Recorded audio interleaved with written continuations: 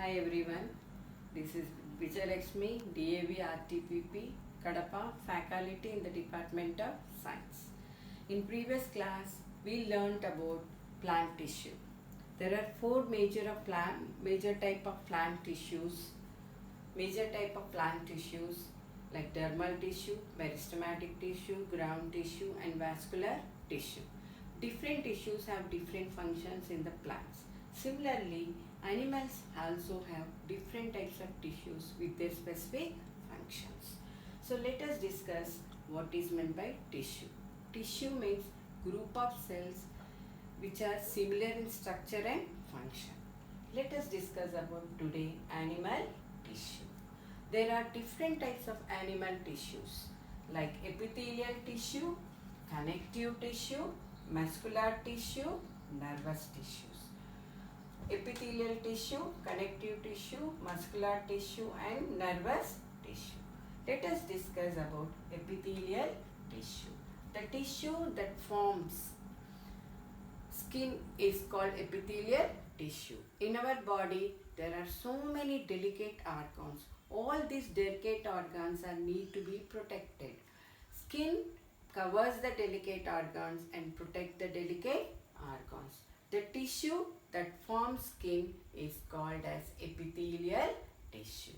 Before going to this epithelial tissue, let us discuss about a connective tissue. Connective tissue means the tissue that connects two organs, we call it as connective tissue. Muscular tissue, the tissue that is responsible for the movement of our body parts, we call it as muscular tissue. Now coming to the nervous tissue, the tissue that shows response to the stimulus both internally and externally, we call it as nervous tissue. Now coming back to the epithelial tissue. The tissue that forms skin is called as epithelial tissue. Epithelial tissue forms a continuous sheet over the topmost layer of the body called skin and forms skin.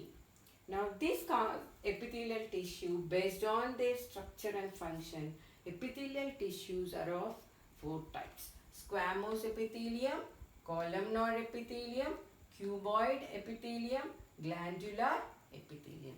There are four major types of epithelial tissue: squamous epithelium, columnar epithelium, cuboid epithelium, glandular epithelium. Epithelium means, epi means above, thelium means tissue, the tissue which is present on the topmost body part, we call it as epithelial tissue. Now let us go back to the squamous epithelial tissue. Squamous means scales. The shape of the squamous epithelial tissue look like that of the scales of the fish. So that's why it is called as squamous epithelial tissue. Let us discuss the characteristic features of the squamous epithelial tissue. The cells in the squamous epithelial tissue are extremely very thin.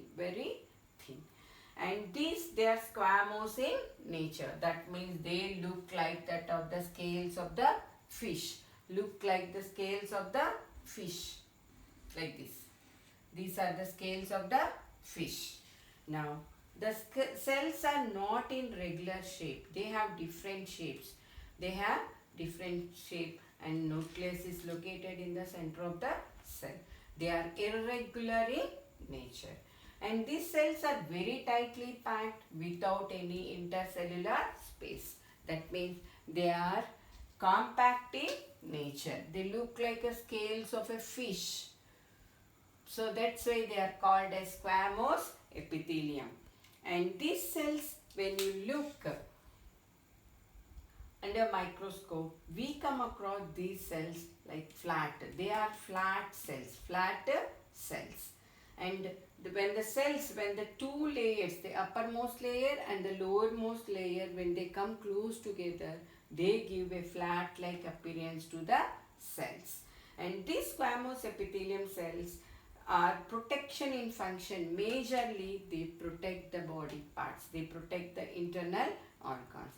Another major function is exchangeability. Exchangeability means the things can go in and out of the cells. The substance can diffuse into the cell, out of the cell because of the squamous epithelium. Children, the creams and the ointments that we apply on the skin diffuses into the skin and get the benefit of the skin. That is called exchangeability. Substances can go in, substances can come out. Because of this squamous epithelium, we apply the cream will diffuses into our skin. The major function of this squamous epithelium is protection in function. Now coming to the next epithelial cells called columnar epithelium. Before going to the columnar epithelium, the protection, this squamous epithelium tissue protects us from mechanical strength, wind, rain, especially harmful microorganisms. Squamous epithelium cells will not allow the harmful microorganism to enter into our body. Apart from this, the columnar epithelium, before going to the columnar epithelium, the microorganism may invade our body, they may enter into our body, the air we breathe, the food we eat. And there are very specialized cells that covers the body parts like lining of mouth, nasal cavity, tongue, and lining of stomach. All these three parts are covered by specialized epithelial cells called columnar epithelial cells.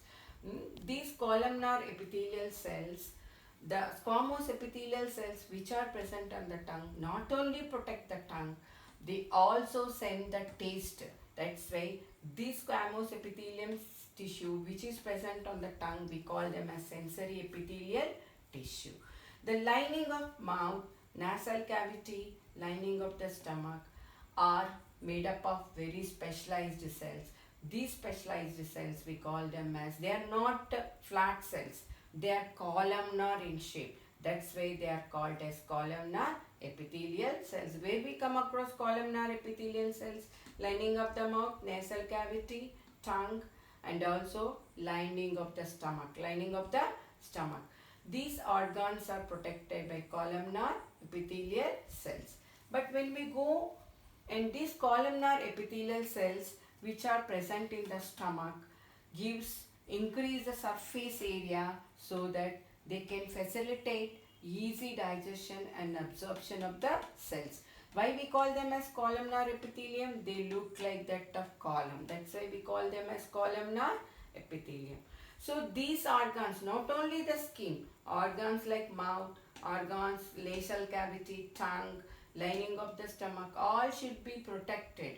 They are protected by specialized cells called columnar epithelial cells, whereas skin is protected by the squamous epithelial cells. When you observe these columnar epithelial cells, some of the columnar epithelial cells are specialized to form a very special cells called goblet cells. What cells we call it? Goblet cells. These goblet cells are secretory in function. They secrete digestive juices. The digestive juices help for the digesting the food. The food we eat the food, after some time we feel hungry. Why we feel hungry? What happened to the food? What happens to the food? The food in the digestive system get digested. And how the food is digested? The food is digested by the digestive juices secreted by the goblet of cells, which are the modified columnar cells. These goblet cells secrete digestive juices which digest the food. Not only digestive juices, they secrete a very special substance called mucus. This mucus will lubricate the food material so that they can be easily passage from one organ to another organ.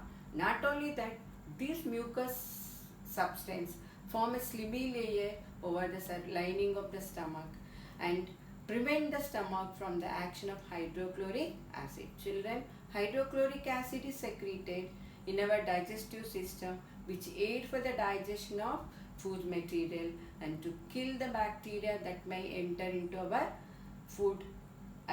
our stomach along with the food. Now, these squamous epithelial cells we can come across this when you observe the soles and palms. The soles and the palms are very hard and tough. Do you know, children, why they are very hard? The cells on the skin are very supple, whereas the cells on the soles and palms are very hard and tough. Why they are very hard and tough?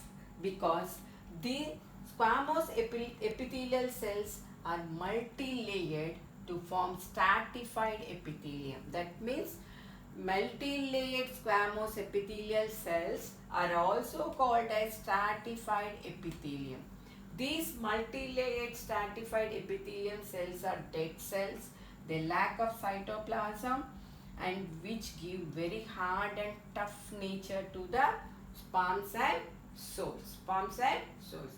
The major function of these cells is protection. Major function of these cells is protection. Now coming to the another type of animal tissue called as ciliated epithelium. See, the columnar epithelial cells which are present in the windpipe, which are present in the food pipe, they consist of small hair-like structures called cilia. Small hair-like structures called cilia. Small hair-like structures, we call them as cilia. These ciliated epithelial cells are present in the trachea. Where they are located? Especially in the trachea and food pipe. Especially in trachea and food pipe. Children, have you observed while eating, when you talk while eating the food gets choked in the windpipe and causes suffocation. It may be sometimes lead to the death of the person. It is very fatal. So the ciliated epithelial cells which are present in the trachea moves in the opposite direction to the direction of food and eject the food out of the trachea. And it is one kind of defense mechanism.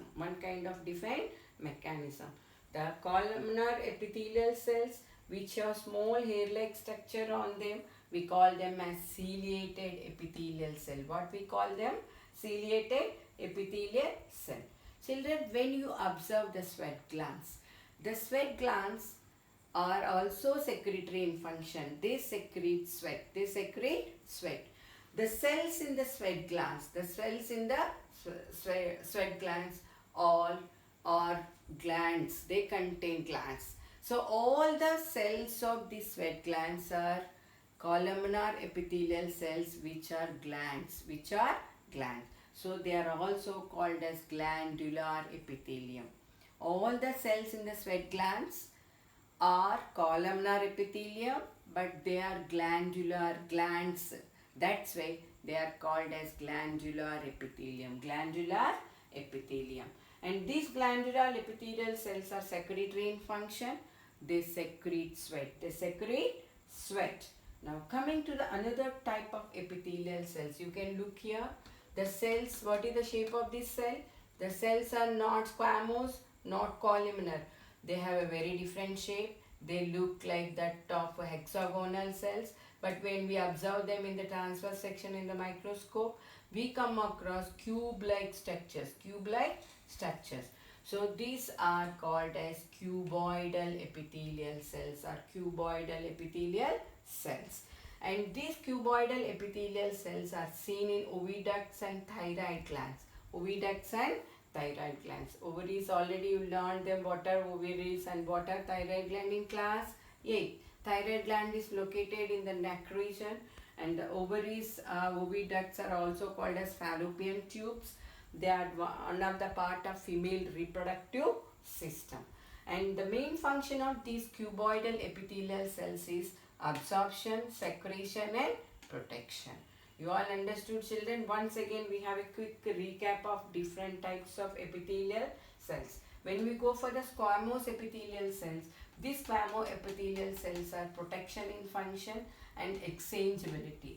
When you come to the columnar epithelium cells, these columnar epithelium cells are present in the lining of mouth, and some of the columnar epithelial cells have cilia. They are called as ciliated epithelial cells which are present in the trachea, and some of the epithelial cells present on the tongue and send the taste, so they are called as sensory epithelial cells. The lining of the stomach is made by columnar epithelial cells, and the squamous epithelial, multi-layered epithelial cells, we call them as stratified epithelial tissue, which are seen on soles and palms. Thank you, children. Tomorrow we meet in the next session, animal tissue.